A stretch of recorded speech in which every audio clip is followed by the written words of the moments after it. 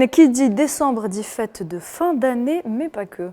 Oui, on commémore en ce mois de décembre les 75 ans de la bonne vieille Déclaration universelle des droits de l'homme et du citoyen, dans un contexte mondial qui va manifestement à l'encontre de ces principes. 75 ans après, la pauvreté, les guerres, la colonisation, les exactions, la famine et la discrimination font rage dans les quatre coins du monde.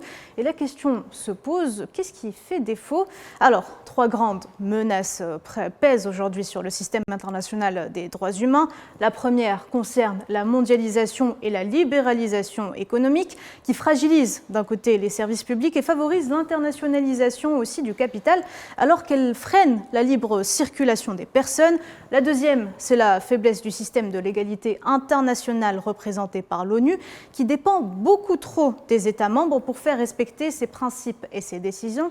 Exemple le plus récent, lorsque l'appel du secrétaire général de l'ONU, Antonio Guterres, à un cessez-le-feu à Gaza a été complètement ignoré par l'entité sioniste, mais aussi par plusieurs autres pays.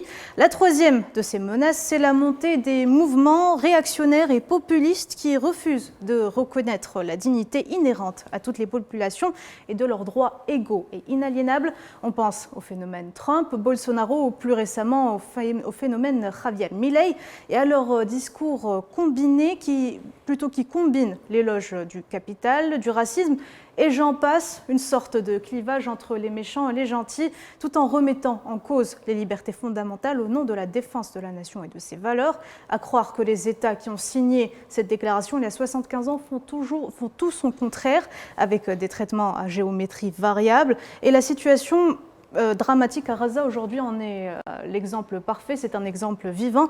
En attendant l'application des droits de protection du peuple palestinien, l'Algérie, membre du Conseil de l'homme de l'ONU à Genève, prendra son siège comme membre non permanent du Conseil de sécurité à partir de ce 1er janvier, avec pour objectif principal de défendre les causes justes et les intérêts du bloc stratégique africain et aussi arabe. Au programme de ce mandat, un plaidoyer pour la réforme des institutions internationales et la promotion d'un système multilatéral et multipolaire plus juste.